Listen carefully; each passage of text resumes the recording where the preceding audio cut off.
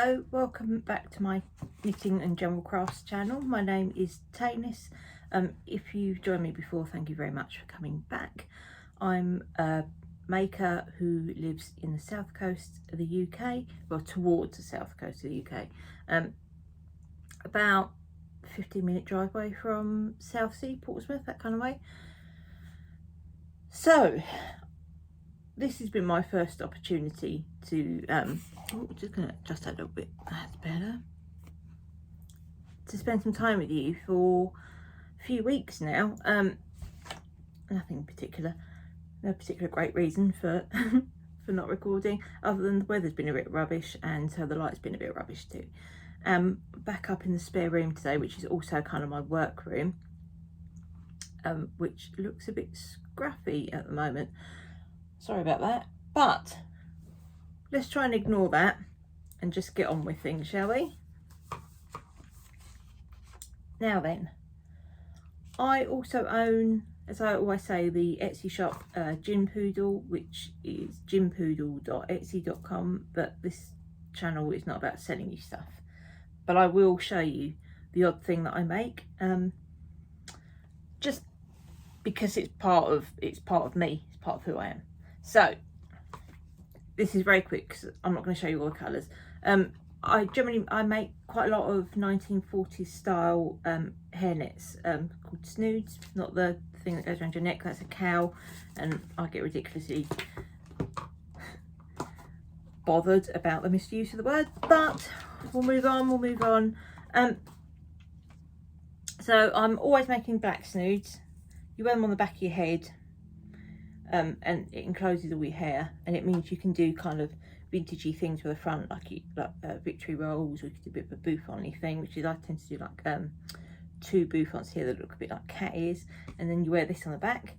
So that's a black one. I've got all three sizes of black snoods in stock at the moment. I've also been making some really bright pink ones, and some what I call plaster pink, and I call it plaster pink for two reasons. One is it looks a bit like the colour of wet plaster from if you've had your walls skimmed, because that sort of dusky rose colour.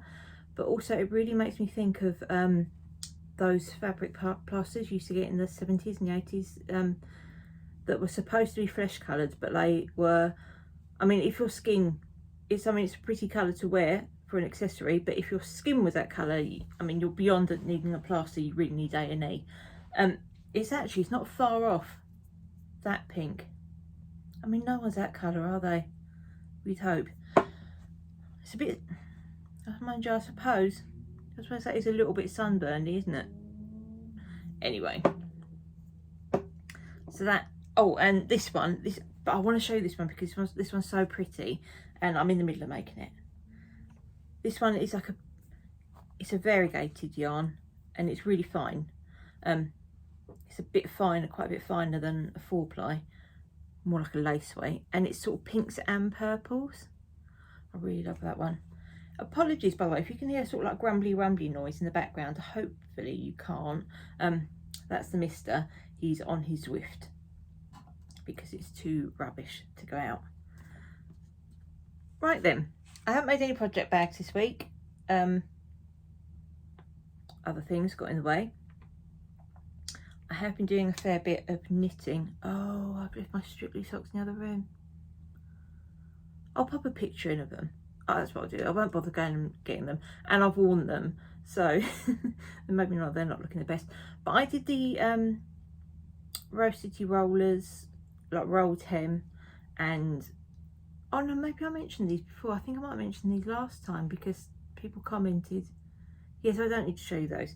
But I've got a new pair on the go that are scrappy ones that I'll show you. One thing I did finish, and it was a super quick thing, and I took it with me to, I'll tell you about it later. I went to you know, the shop Seeded I'm always banging on about down at the Southsea, which is lovely. Every Christmas they do a sort of craft away day at a hotel, where you have like afternoon tea, and I might pop some pictures of that in too because it was so nice. But it's really lovely because you just spend the day with like 20 other crafters, and you just sort of play silly games. Like there's a game, she calls it the dirty raffle, where your name's in the bag twice, and when she pulls your name out, you pick a prize out of the bag, and then when your name gets picked again, once all the prizes have been taken, not everyone, there's not enough prizes in the bag for everyone to have a prize. So once all the prizes have been taken, when your name next gets pulled out the bag, you get to steal someone else's prize. So it's brilliant. Last year I got this really lovely little bird shawl clip. Oh, what's the word? Shawl pin. Oh, but it's like it looks like a little robin. It's really lovely, and that was the thing that because I might take it from you, and then your name comes out, and then you take it back, and someone else wants it, so they take it from you, and then your name comes out the second time, because my name came out twice before all the prizes were taken. So I had, for a very short while, I had 2 prizes. I had a really nice little notebook that I really wanted to keep, and something else that escapes me at the moment. I can't think. Anyway, it might have been a hair thing, which was also really nice. So, but both of my prizes got nabbed by other people, so I didn't get a prize, but it was fine because it's just really funny. And last year I got the ace prize. This year the ace prize was one of those, you know, those sort of glorious books for girls type thing. It didn't appeal to me at all, but that was everyone wanted that. But you get in your goodie bag, you get a little project you can work on while you're there for the day if you want. We all got little cross stitch kits this time, which I didn't really fancy doing, but I took everyone takes their own knitting or crochet project too, and I took this little beret that I was working on, and it was, yeah, and I finished it, and I cast on another one while I was there, and I'm so happy with it. It's this really lovely cherry red, or is it, no, it's more of a tomato red, isn't it? But I love these decreases. I can't remember who the pattern's by now, but it was a freebie, and it's got a little stalk. I did a little I-cord stalk. I don't remember if the pattern asks you to do that. Sorry if you just saw that with my cat, little Lulu. Yeah, and it used up all but about that much of the yarn, so it's a really good use of it. And I don't really have much DK yarn, so I'd gone out and bought like 3 different balls of DK Merino from the Anne Louise and Thistle yarn shop, which is in Canfield. Is it Canfield? Cow Plain, not far, a little bus ride from here. Yeah, and it uses up nearly every scrap of the yarn, so that's good. So I love that little beret. I haven't actually tried it on yet. Oh, I shouldn't try it on because my hair, I'm going to ruin my hair. Oh, actually, oh, that's nice, isn't it? Oh, I'm pleased with that. Would you wear it more forward? No, I look like Benny Hill when I do that. Oh, that's it, I'd wear it like that. Oh, if I say so myself, I think that looks quite fetching. Oh, now I'm going to have fringe issues. Anyway. So yeah, it's got these really nice decreases. Instead of doing, when you would normally do a knit 2 together, or slip knit, whatever, you purl them. So you get this lovely little row of sort of ridgy stuff going on. Oh, it's so pretty. I'm really happy with it. And I've immediately cast on a dark green one as well, and I think I've got some blue that I'm going to cast onto it. And I was really worried because as I was knitting it, like everyone around me was kind of like tense about the yarn chicken, and it was beginning to get on my wick a bit because some people were getting really kind of like, oh, like almost like they wanted me to run. Oh, that's not going to last. And I was like, it'll be fine, trust in the process. And it's not really a disaster, is it? I'll just have to buy more yarn, and you know, that's not gonna upset me, is it? So yeah, they're my 2 big successes this week or few weeks. Really happy with those. So that is it for me with finished objects. Unless, do you count frogged things as finished? I kind of do. I kind of think that is a finished project, isn't it? Because it is done, but it will be something else. So well, I mean, it's become a whip now because I've cast it on again. I'm going so far off a tangent, I better just show you that straight away. I wasn't going to talk to you about that just yet. Where are you? Where are you? So much stuff. Actually, I'll show you this for a second. This is the other, that's the shade of green.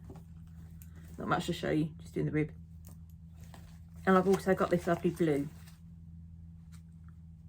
And they're all, I think, that Sublime Baby Cashmere Merino yarn. But the green yarn, the red yarn was perfect, no trouble with that at all. The green yarn has had 2 bits. I wouldn't buy that yarn again because it's had 2 sections where the yarn has not just gone thin, it's like literally almost broken. It's like one of the plies has snapped and it's very thin, so I've had to like cut out about 3 meters of it, so I know I'm gonna have to reattach that at the end to finish it, which is a bit annoying because I didn't want breaks, because it starts you cast on at the rib and then increase out and then decrease back in for the crown, and I didn't want my joins to be in the rib because I think that makes it like super visible, but I can probably hide it more in the crown. But it's not brilliant, is it? So I'm going to find another type of DK to use, and I normally avoid using acrylics, but I think for a hat that's something that, especially a beret, it's something that's more likely to get washed more often, I might actually just go for that. I've got my little cat Lulu sitting right here to help me. Thanks, Lulu Bum. Now then, where is that little scarf? Yeah, now I don't remember if you, don't know if you remember me showing this to you before, but this is going to be a vintage pattern where you do a scarf that's just the 2 long bits of the scarf, and then you increase out the back there and then knit the section that would cover your head, and then you sew it up at the back, and that makes a little hood. So it's a hood with a scarf attached, and it's super nice. But the pattern I was using was all 1x1 rib, and it wasn't looking that great. I know it would have blocked out looking nicer, but the edges, I just really regretted not doing an I-cord edge on it because I just didn't feel like the edges looked that great. And I was thinking, well, I could do an applied I-cord edge, or I could crochet like a fancy edge on it. But even so, I wasn't really massively enjoying doing the 1x1 rib, and I'd done so much of it.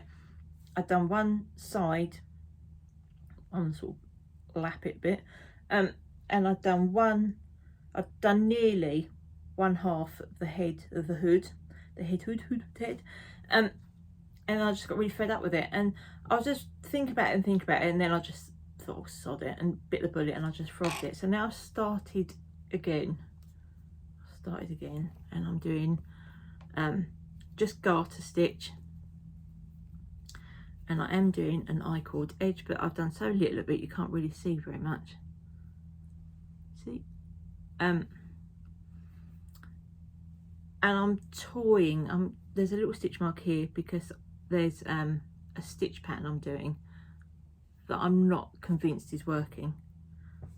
In fact, I think the test of it will be if it shows up on screen.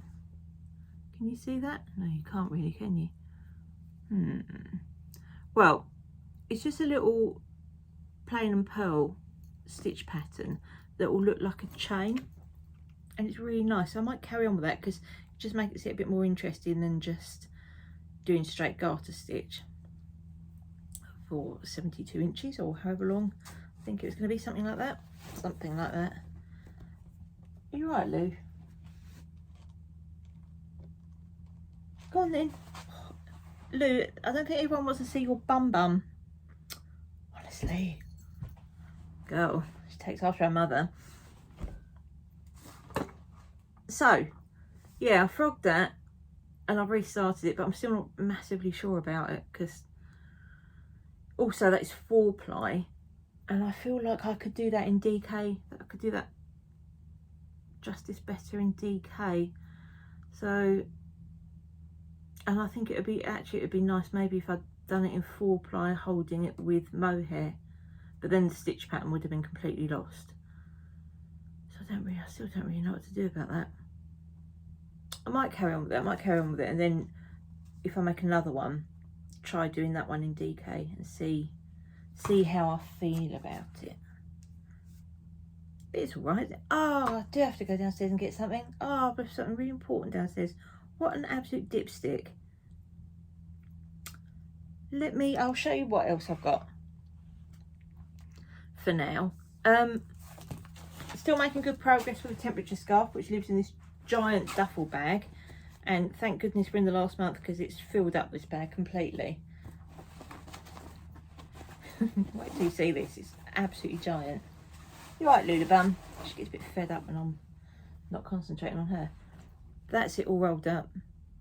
It's so long. So here we are in December. You can see the colours getting cooler again. These greys and light blues, and the cream's cold, properly cold, and the light blues and the greens are those sort of like springtime kind of temperatures, which is it's going to be today. I've not done today's colours. Today's colours will be a grey and a green because I do the lowest temperature and the highest temperature there. So I have a little bit of my tea. It's like going all croaky.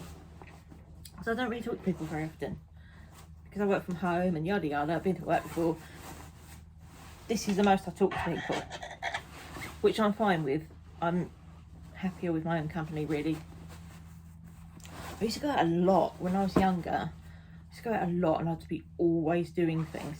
And now I just kind of want to stay indoors. Like, I'm not agoraphobic. Well, I don't know. No, I'm not agoraphobic because I'm not bothered by going out. I can go out. I just find I prefer to stay inside and have loads of cups of tea. And my cat. I just really love being with my cat.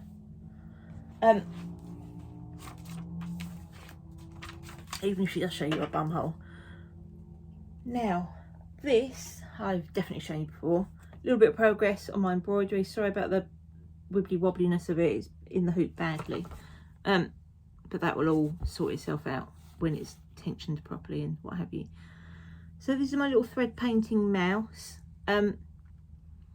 He's got a lot more work needed. I've started doing his tummy fluff.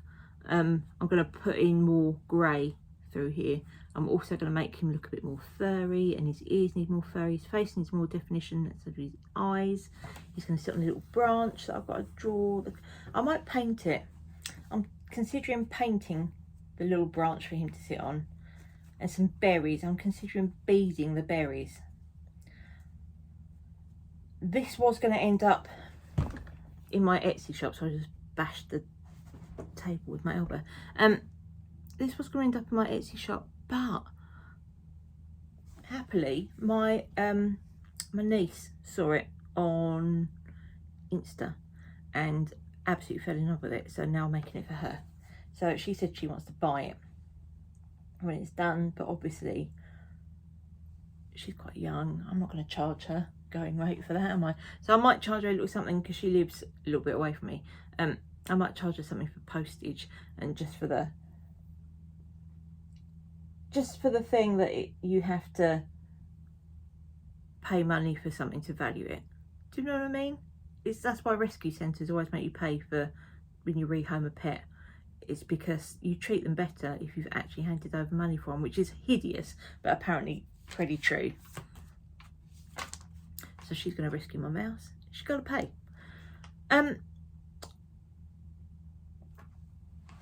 Where are my scrappy socks? Oh, here they are. Now, I'm still doing Strictly socks for the Little Drops of Wonderful knit along. Although I'm not even sure that I ever remember to add them. So this is a scrappy set of using yarns that were Christmas yarns in previous years, although I don't think this green was. This sparkly green I think I just bought from Giddy Aunt Yarns when she went to Unravel, the Unravel Festival at Farnham Malting several years ago. I just had a little bit left, so I'm doing the toe in that.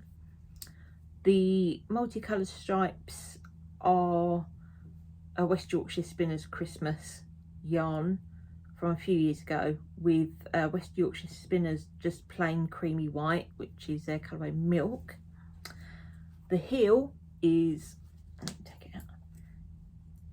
The heel's another West Yorkshire Spinners Christmas yarn, and I think that one was called Starry Night. Oh, I've dropped my needle. Oh, I've dropped my needle.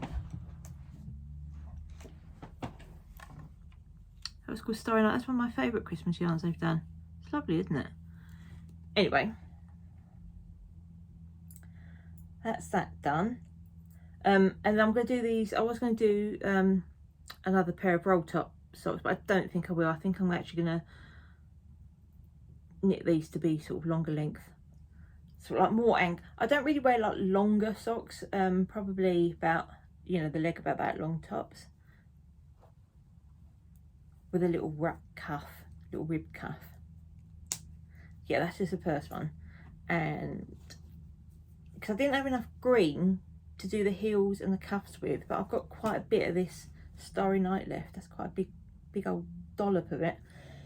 So I'm going to do the heel and cuffs with that and keep the toes green on the other one. So I've got plenty of yarn to finish those off. And it turns out, and I'm doing helical knitting because I really like the stripes. And I've not done a pair of helical, in fact I don't think I've done a pair of scrappy socks before, but I quite enjoy it. I'm definitely going to make more scrappy socks because it's quite fun. Now then, what have I shown you in here? Oh, that's my bear, I've shown you that. Oh, so if I throw things on there that I've done, that would make more sense, wouldn't it, Smith? Keep it all going the same way. So I'm going to pop it, I'm going to quickly show you this. This is the last of the Sophie scarves that I'm making. And this is with that Earth yarns, URTH. It's really pretty, but it makes a really nice pastry colour, doesn't it?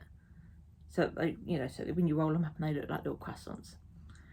But I've got these, I got them, the pastry boxes to put them in, and I've got 3. I didn't want to buy 3, but they've just come in a pack of 3. So I bought those and they fit. I only really need to do 7 of those scarves, but 7 doesn't look great in the package. So, because I have one with 4 and one with 3, so I'm making 8, and they'll just deal with that, with having the extra. But then that gives them a bit more choice, doesn't it? So they're getting 3 in that colourway, and then the other ones are just, you know, random other sort of shades of pastry brownie colours. And then in the 3rd box, because in case they're disappointed that what looks like 3 boxes of pastries turns out to be 3 boxes of knitting, I don't even know if they're going to like them, I'm going to actually put some pastries in there. But I'm taking them in on the day that we've got the big staff Christmas lunch. So whether they'll want more pastries, I don't know. But I might put in some shortbread biscuits in there, because then they can keep those for the days afterwards, can't they? And yeah, because they might not be in a very pastry mood after having Christmas lunch. Anyway, it's a light lunch. It's a light lunch. It's not like a massively heavy thing. So I don't know, but I'll think about that nearer to the time, because I've got about another week or so, and I'm pretty sure I can get that done. Then bear with me. I'm just going to go quickly grab that box so you can see. I was going to take a picture and show it, but it doesn't really come across that well. Hold on. Right, I'm back. I don't know where my cat's gone. I swear she was here a second ago. She's disappeared. Anyway, here are the pastry boxes. So they're pretty cool, because look, they say on them, happy every day, and it says, especially for you, handmade. Now that couldn't be better, could it? I mean, that couldn't be more apt. Now this one, oh, I've squashed one of the boxes already, so it's like to come apart. I might just put a little dab of glue on there. So there they are, in their little pastry box, and I think that looks pretty cute. And this is the one that's only got 3 in, so there's quite a big gap there, which doesn't look so cute. I thought that was quite nice. I'm quite pleased with those. I bought them from a company on eBay, and although the boxes themselves are quite nice and they'll be fine for what I'm using them for, the packaging wasn't great because they'd put them in like a flat box, like one of these sort of flat boxes, which was great, apart from they send these flat, obviously, and you put them together yourself, but they sort of shoved them in the box, and they don't really, when they're flat, they were bigger than the packaging, so they were all crumpled. They all had crumpled bits on, and this one's got a little rip on it, so that wasn't ideal. So not that I think I'm ever going to need to buy pastry boxes again, because I'm certainly no baker. But I'm not going to tell you who I bought them from, because I'm not recommending them. But there are lots of sellers on, if you are interested in this type of stuff, there are a lot of sellers on eBay selling these pastry boxes, and I think they're super cute. And then this one, this is the one I'm going to, this empty one, is the one I'm going to fill up with pastries or biscuits or something to take in case they're disappointed by the knitted stuff. Because I'm a knitter and I know lots of knitters and I like knitted things, but I've got this awful fear now that I've started, I've got this fear that they're just going to go like, oh, you've knitted scarves, great. So it's hard, isn't it? Hard, the doubt is very hard. Now, the other thing, I will pop a picture in this because it looks really pretty. I bought an advent calendar years ago from what used to be Sewing Quarter, and it was really good. It had loads of really great stuff in. And last year, I love an advent calendar. Last year I had the Barry M Cosmetics one, which was absolutely tip top, and funnily enough is where this balm comes from. That was a really good one, and it was super cute as well. And the year before I had the Bird and Blend tea one, or maybe I had that at the same time. Anyway, I had the Bird and Blend tea one, which I hugely recommend. That was a lovely, because you also, in every day, you get 2 tea bags, not just one, so you can share your calendar with someone, which, and it wasn't that expensive, it was like 30 odd pounds, and I think if it was even that much. And it was like a massive variety of every type of tea you can imagine, and it was really lovely. So I was going to get one of those again, see Lou again. I was going to get one of those again this year, because I was supposed to be going to the Lee Miller exhibition at Brighton. But thank you so much, ASLEF, for putting on yet more train strikes right when I want to travel. So now I don't really go anywhere, because I need to get the train if I was going to go anywhere interesting, and the trains are so massively unreliable now. There's so many strikes and disruptions, and just not worth it, and it's so expensive. I just think if it's going to be that blooming expensive, I'm not sitting on a rail replacement bus, thank you very much. But in the days leading up to when I was supposed to be going, I was supposed to be meeting up with a friend who I hadn't seen for years, and it was going to be absolutely lovely. And I was really, you know, when you're really looking forward to something, and I kept an eye, kept refreshing and rechecking. I wasn't just checking my train provider's website, I was checking their one, I was checking the train line, I was checking National Rail Inquiries, and they didn't have a single train running from my station to Brighton for the whole of Saturday. Not one. And they had been saying that they thought they'd have 2 trains in an hour. And they did for Sunday, but Sunday was no bloody good to me, because I was booked in to go to the seeded afternoon tea. So I got a refund on the train tickets, and I can reschedule my... Oh, Tains, you dickhead. You... Oh no. I thought I'd stop recording. And I hadn't. So if you're offended by the word dickhead, then this is probably the wrong place for you. Yes, I'm pretty miffed about that, because I don't know when I'll be able to schedule to see her, if she'll be able to schedule to meet up again to do the same thing. And we were going to go for an afternoon tea as well, and that would have been smashing.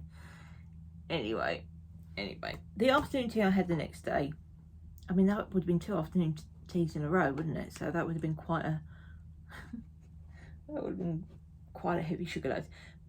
the afternoon tea I had the next day, we were seated. We went to the Queen's Hotel in Southsea, which is very near Portsmouth. And that, if you're in that area, that place is absolutely stunning. They have these massive marble pillars in the entrance hall and this huge, what looks like golden glass dome. And when you look at it, it's all painted in, it's just amazing, with like gold colours, not literally gold, but kind of golden colours. And it's, the light comes in, it's absolutely beautiful. And it's got this lovely tiled floor. And we were in like a room that had like they're decorated with like a proper Christmas tree that was all decorated, and all the window ledges were decorated. I will pop some little pictures in because it was so nice. And I had part of my afternoon tea was they had the most delicious profiterole I've ever had in my life, and I can't even describe what it tasted of. It just, everyone, you knew and I tasted it because you just hear this like little like, oh, and then someone would say to them, you've had the profiterole, and it was the most delicious thing ever. And I really want to go back and have another one. But 2 festive afternoon teas might be pushing it a bit much, mightn't they? I've already got a pair of trousers I can't do up anymore, and I swear, and I blame that afternoon tea. Right then, oh yeah, I was just telling you about my advent calendar. Yeah, so this year, what used to be Sewing Quarter is now Sewing Street, and one of the presenters, a lovely John, whose name escapes, John Scott, he was really bigging up this advent calendar for this year. So it was like so amazing, the contents were worth like £120, and it was like £69, something like that. And I'd had one before and it had been really good, and this one was more expensive, but he was saying that like it was phenomenal. It was way better than the money, and it's quite a pretty box. You can keep it as well. It's always like little, you know, cardboard drawers, and they're all sort of covered in it's either Liberty or William Morris style printed paper, and they're all numbered, and it's really pretty. It's really pretty. It's quite a substantial looking thing. Anyway, we're on, was it day 9, and man, it's shit. I don't rate it at all. Every day apart from 2 days so far have had fat quarters in, a single fat quarter for each day that you probably wouldn't even pay £1 for on its own. So there was a reel of really cheap sewing thread. You know, the sort of sewing thread that when you buy a sewing machine they tell you really don't buy that thread because it'll ruin it. Yeah, that. So yeah, not impressed with that. And there was a little pack of Millward hand sewing needles, and I don't use Millward needles either, I use French ones. So I'm quite disappointed with that. I mean, I'm hoping as the days go by that maybe there will be something absolutely cracking in there, but so far, apart from that, pretty much every day has been an ugly fat quarter, and I'm not really that into Liberty print, so they give, to me they're like printed migraines, not my cup of tea. Don't mind William Morris, but it's a bit densely patterned for my taste, not really my sort of thing. So I don't really know what I'm going to even bloody do with them. So yeah, that was my Advent disaster. And that's another thing that I was so looking forward to going to Brighton, because there's a Bird and Blend shop there, isn't there? And even though I would have been going there on the 2nd, so I would have been on the 2nd day of the calendar, I was really hoping that they would have some Advent calendars in stock in their shop, and I was going to go and buy one because I'd forgotten to order one, and I was already, but I mean by day 2 I was already disappointed with my my Advent calendar, but wasn't to be. But I know now for next year, don't I? So back onto whips, shall we? Back onto whips. Now I am still plugging away with my half and half shawl. Man, it's never ending. I mean, I like garter stitch, I do, really I do, but there are limits, and this is my limit. I mean, I still reckon I've got another 100 rows to do, and I'm only on the first half. and it's heavy. It's really heavy. So, thanks, Luke. Did you just see her bum again? So yeah, not a lot of progress with that because I'm still really concentrating on doing those Sophie scarves. And I've got another purchase to show you because Woolly Knit had a sale. They had a Black Friday. No, I'm not really into this Black Friday nonsense. I do think it's a load of old poo. And especially as a seller myself, I just don't get suckered into it because I believe that what I make has a value, and the value is what I say is it actually, you know, I think that what I'm selling things for reflects a fair price, and I can't really afford to undercut myself, and I'm not going to be suckered into competing with Prime and Shein and Temu and all those other ultra crap brands. So I just don't do it. But Woolly Knit, God bless them, decided that they were going to do it. So they did a 20% off thing, and if you had to get their newsletter, you got access to their 20% off sale like a day or two early, maybe a day early.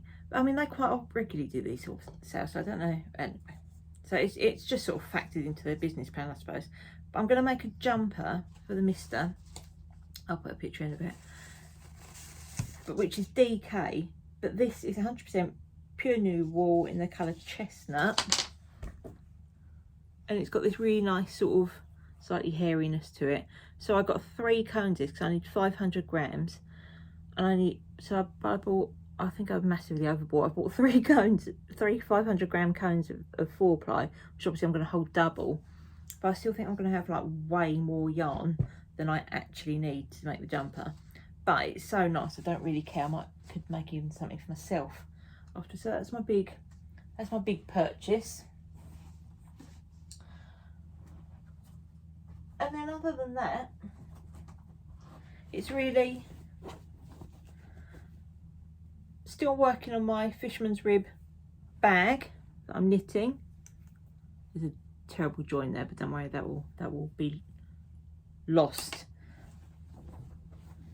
So I finished one side of it,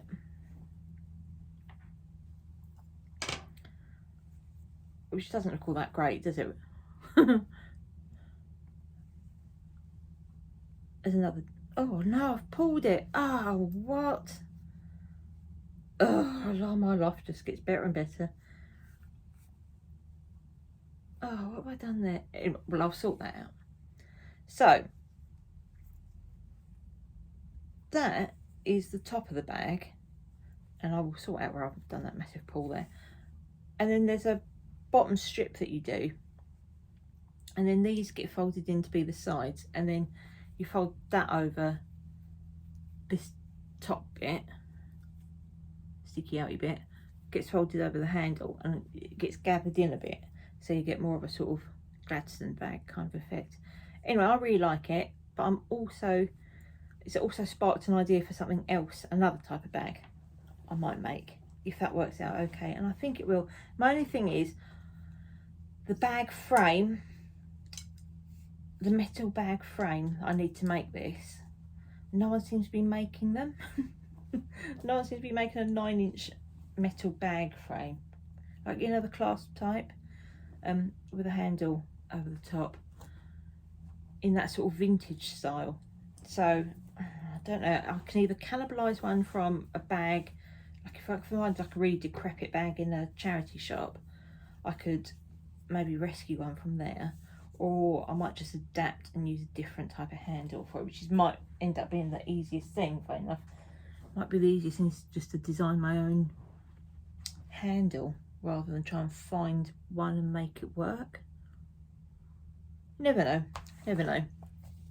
Now, I bought, this is no relevance to you at all, this. I only bought a new coat. I've got a thing about coats. I love buying a coat. Coats and jackets.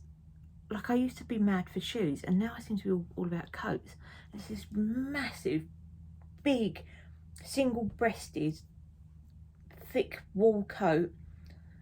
with Revere, and I'm going to fill one side with vintage brooches, I've decided, which might make me look a little bit Butler and Wilson, but I don't really care. I've wanted a coat like that for ages, and I keep trying on coats that look terrible, and then finally I found it, and I found it in blooming Matalan of all places, and they've got 30% off coats. So instead of it being £42, I think it was £29.40. I'm so pleased with it. But I do have a bit of a coat problem. I so love a coat. I've got coats and jackets coming out my ears. I don't know what to do with them. In fact, I was wearing in the winters, you know, those sort of big sort of padded coats that make you look like a duvet. It's not really my style because I've got like a sort of vintagey kind of look, and that's really not. It's very nylon-y and not very attractive at all. I like the coats that Collective sell, but they quite often have like quite a big skirt, and that style doesn't suit me at all. I'm much more prefer like a straight shape. Don't like full skirts either, because I'm chesty. I'm out, and it just, unless you've got, if you're busty but like reasonably busty, where I am overly busty, being busty, and beware of this, people that are considering having a breast enlargement, it makes your waist look thicker. I don't care how small your waist may be, your waist will look much bigger if you've got a heavy chest, and whatever you wear on your top half makes you look quite bulky, because on your side view you're wide. You don't look like that, you just look like that, because most coats and things hang straight, they don't nip in. And if you may think you can just wear a belt and that will sink in and look nice, but that just really emphasises your chest even more, which I'm not really comfortable with, being the amazing walking tit monster, so I don't tend to do that. I don't know why I started talking about tits. On the back of talking about my lovely new coat, I'm so happy with my coat because I think it's a little bit reducing as well, that sort of upper bulk. I'm really happy with my coat. Honestly, I could buy a coat, like I could buy 3 or 4 coats a year quite happily. But I'm going to have a bit of a clear out, I think. I'm going to have a massive wardrobe clear out. Right, so apart from that, that's really all my making done for this time. I don't feel like I've got a lot to show you, really. I don't feel like it was very exciting, was it? But I'm enjoying it. I've been reading, in December, I only read Christmas books. So I'll pop a picture in. I have read recently, I literally just finished it and passed it on to the mother-in-law today, a book called by Lucy Daniels called Christmas at Mistletoe Cottage, and that was quite nice. I mean, it's just about a vet who has gone back to live with her parents after a relationship breakdown from, but that was quite a while ago. She's been living at home. She set herself up. She works in her parents' vet's practice, and she set up an animal rescue centre. So it's all quite schmaltzy, cute. And anyway, she got a bit of a crush on a guy in the village, and there's no sort of like will they, won't they? Well, not a lot in there, because they both like each other, and but it's more about someone's sort of bad mouthing her business and like trying to spoil her business, and how she finds out who it is, although it's quite obvious who it is from, I thought, but that's not what those books are about. Those books are about just having a sort of like cozy cup of tea and having a nice undemanding time. So that's what I do all through December. I only read cozy Christmassy books. It's my Christmas present to myself. So at the moment I've started yesterday, because I read one a week, and I've got more Christmassy books than there is Christmas, so I've got some for next year. I'm reading Mr. Miracle by Debbie Macomber. Now, Debbie Macomber is one of my go-to comfort read authors, because she writes very sort of undemanding, cozy, romancy, snuggly, lovely books. And this one is about, she does this series of books about angels. that get tasked to come to Earth and help out someone's love life. And it's, I mean, I know this sounds silly, but you have to, just go there. And usually it's these 3 angels, and one of them 3 female angels, and one of them's a bit of a live wire and kind of goes off piste and breaks the rules, and it's about them as well, really, and how they're always like obsessed with not getting on the wrong side of St. Peter or St. Paul or St. John. It's a saint, but a big fella. Don't know which one. Not really up on the saints. Anyway, but this one, Mr. Miracle, is a male angel who's come to Earth. When they come to Earth, then they start experiencing human emotions, and it's a bit of a shocker for him. And he's a little bit arrogant. He's a little bit like, oh, this will be a piece of piss. And then it isn't, because he gets a crush on someone, and he's not supposed to be doing that. He's supposed to be concentrating on his target. I'm gonna say he's a person who's a project, and she's a woman who's had to sort of sink back to living with her mum, sort of with her tail between her legs, after her big plans and dreams of going and living in the big city and making a big success of her life kind of fall a bit flat. I mean, she's quite happy to be going back home, but it's then there's spanners are thrown in the works. I mean, her dad died like a year ago, or no, like half a year ago, and so she's, her and her mum are quite pleased to have the comfort of each other nearby. So it's not like necessarily, it's a bit of a relief really when she gets to be able to pack up her car and go home. It's not a bad thing. So anyway, then it turns out the guy next door, who she had a crush on as a teenager and who was pretty vile to her, pretty dismissive, she ends up being like sort of thrown together with him. I won't spoil it, but yeah, it's pretty good. I'm really enjoying it. I mean, I've read 80 pages in 2 days, which is not bad for me, because I only get time to read really first thing in the morning when I'm having my breakfast. So that's pretty good going for me. So other than books, I'm listening to an audiobook as well that's something about Christmas at Endgame, something like that. It's an audiobook from my library. I'll put a picture in. It's all right. It's a bit gloomy and dark really, for, and I'm not really in the mood for that. I'm in the mood for that stuff. But it's all right so far.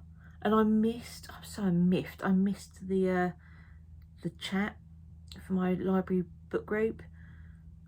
It's a Zoom thing, and I missed it because I was making dinner and busy and I couldn't make it. And I really wanted to hear what other people thought of it, because it was like totally unexpected. This book was good. The last month's book, it was good, but I wanted to hear what other people made of it. If it was just me, it was a little bit kind of like, what the chuff is going on? Anyway, talking about the chuff is going on, have you watched The Boat? We're only on the 2nd episode. I thought it was going to be a bit like the female actor in it. Oh, she was in a book called something, in a program that was about she'd come out of prison for murder, but it was quite, which sounds heavy, but it was actually really funny, about a year or so ago, and I thought it was going to be, I don't know why, I thought it'd be sort of in the same vein, and it kind of is, except there's some really grisly, gory violence, shocking violence in it. And there was one point where Mister just turned to me and went to me, what are we watching? Like, because we were both kind of like watching it like that. Oh my god. There's like some really tortury kind of like unpleasant stuff. But at the end of the episode, that was the first episode, at the end of the first episode, after he'd said to me, what are we watching? At the end he went, oh, that was really good, wasn't it?